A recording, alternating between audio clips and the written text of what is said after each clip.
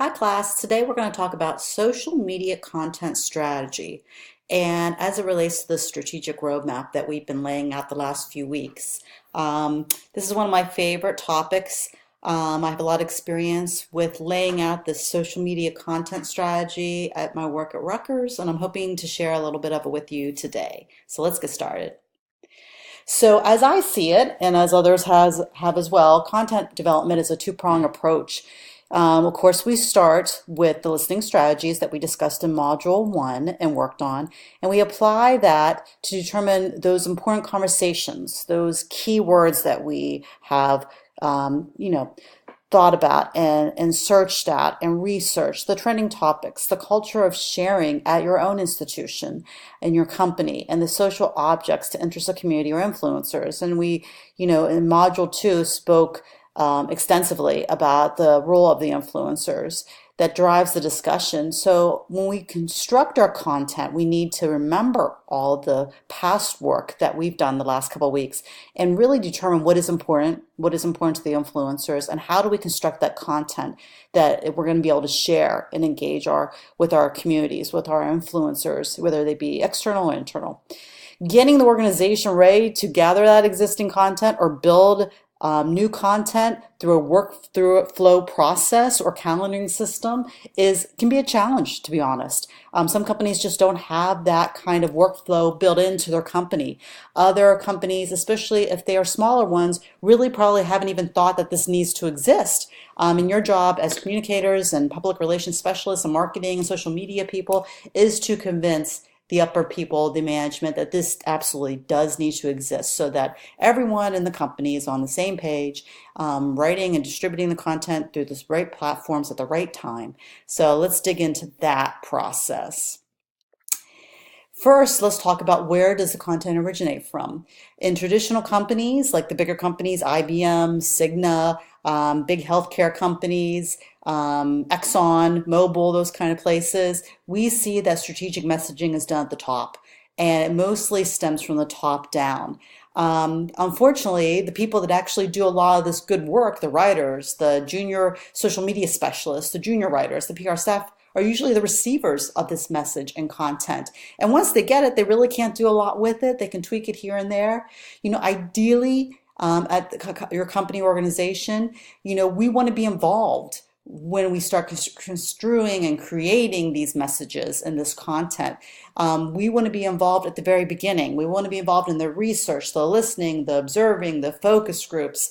We want to help them extract the keywords, the trending topics, the bloggers, the influencers. We want to be involved in that process. So we need to really, position ourselves and our team to work hand in hand with the top management in the creation of the messages and content so that everyone in the company, whether you have a big company or a smaller nonprofit, can be together in this social media effort, because social media goes across the organization. I think it's really important to remember whether you are working in higher ed, a for-profit company, a large executive company, in the military, if you're a career changer, when you go to that job, social media should go across the organization. Everyone should be on the same page. So again, just talking about how the social media team, communication team, we must work with everyone in the organization. We might not think that we need to work with legal or HR, but we absolutely do. We want to make sure that our messages are ones that are not going to get us in trouble. That the top management, obviously we work with them so that we can create those messages that help further the organization. And of course, marketing and sales, we would work with them because, again, as I have talked about, I think last week, we don't have the answer for everything. So we need to rely on sales and marketing to help us come up with some of the messaging and answer some of those hard questions that we just wouldn't know because we're not involved in the day-to-day calls and emails and visits with our clients. So again, we must work with everyone to make it a very successful social media plan. So now we're ready. We've done the listening and observing. We have tried to engage our influencers. So now we need to get our company ready for this content planning. Now, content planning is just planning what we're going to write about, right? And where does that content come from?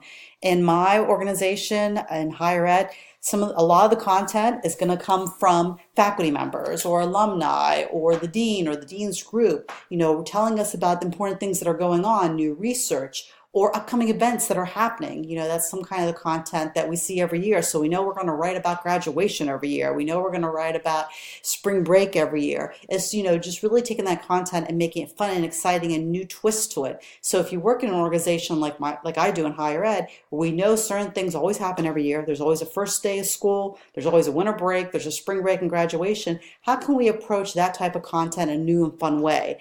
A lot of times it's by getting other people to help us contribute to the content. So different bloggers, a staff writer, somebody that's never written anything, like an assistant dean of student services writing something, which would be exciting. It's a different approach.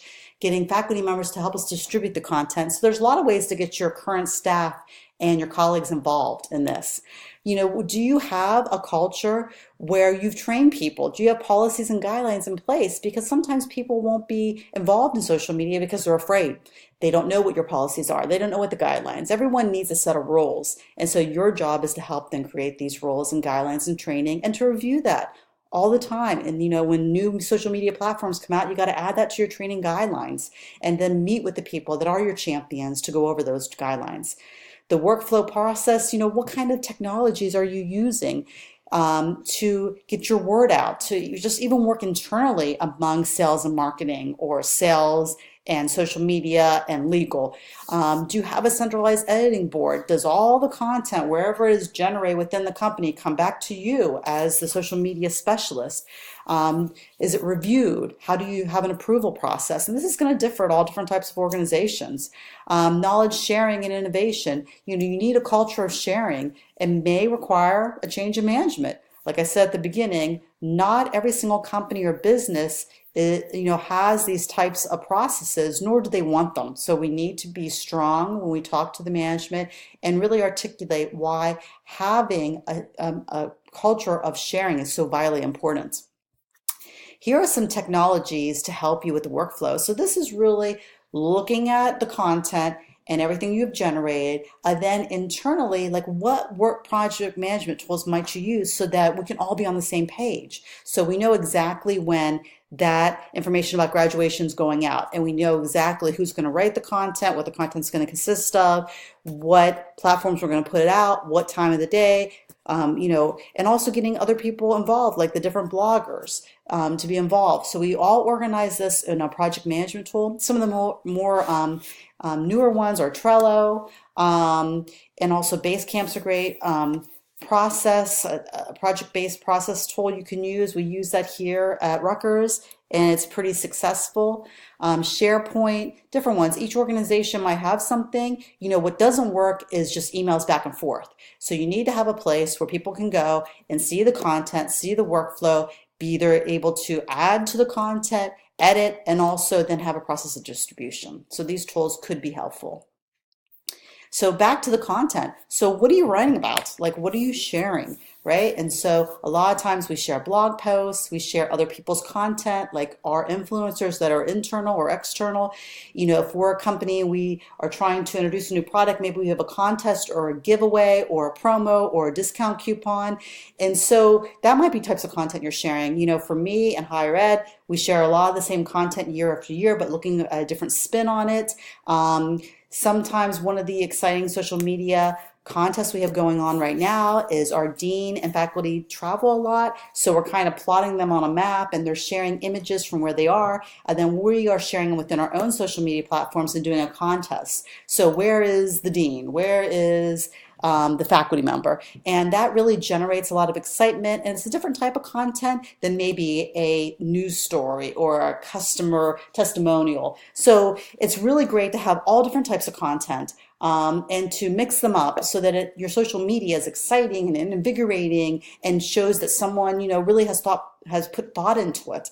So you can pose questions. I know that Instagram Story right now has an opportunity for you to do questions and polls. They're very quick. Twitter has that as well. So you could put something up and say, hey, we're looking at this new product. What do you think? Yes or no? That gets your audience engaged. And it's a quick way to get some feedback too, to the marketing people or salespeople. Once you have the content generated, and we started talking about this a little bit ago, about the need for a calendaring system. And so these are a couple examples. A lot of the social media platforms like Hootsuite, Sprout, they have their own calendars, and you can make your own calendar too. This one on the left-hand side, where it's the Social Media Q2 2012, is an example of the way they have their content based within the month and the platforms they're sharing it to. The Social Sprout one's a little bit different. It's just looking at a week, and it has like the content, like we're going to share this story, and then what platforms are we sharing it on. So you may have a great piece of content, but you're not going to share it on all platforms every single time. So that's also another really important thing. And these are the intricate details that you get to when you have a social media team. And then you also want to share that information with your larger team, and you can do that through a calendaring system and a workflow process. So everyone's involved, everyone knows what audiences you're targeting, and when you're going to share your content. In the end, it's the buy-in to a comprehensive social media plan is virtually important. It's vitally important, sorry, to all organizations. Listening, observing, planning, organizing that content in the calendaring system we just looked at, training and approving and distribution. These are all things that the social media and communication and PR specialist looks at before we even start going out and distributing content. So social media, a lot of people think that you just put something on Facebook and put something on Twitter, you're just looking for the likes, and and if somebody likes and writes something, that's all good. But it really is not. It's really so much more of a process, and that's the stuff we've been talking about in the first couple weeks. So you really need to plan, execute, and then the buy-in is so, so valuable and so, so important. Some companies you go to already have this workflow built in. It just needs to be tinkered based on your staff and your resources and your time. Other companies do not. And that's where we see the big change in management must occur. And you might not be the person to articulate or make that change happen. It might be your boss or your boss's boss. But if you take into consideration everything we've talked about so far, and you really think about this process and the end goal, then you might be able to actually help to write the plan that is presented to the top management, and in hopes that there would be a change in management so that you can again put in place your content strategy. And so I hope that this was helpful to everyone. And of course, where I can be reached for further questions. And have a great day. Thank you.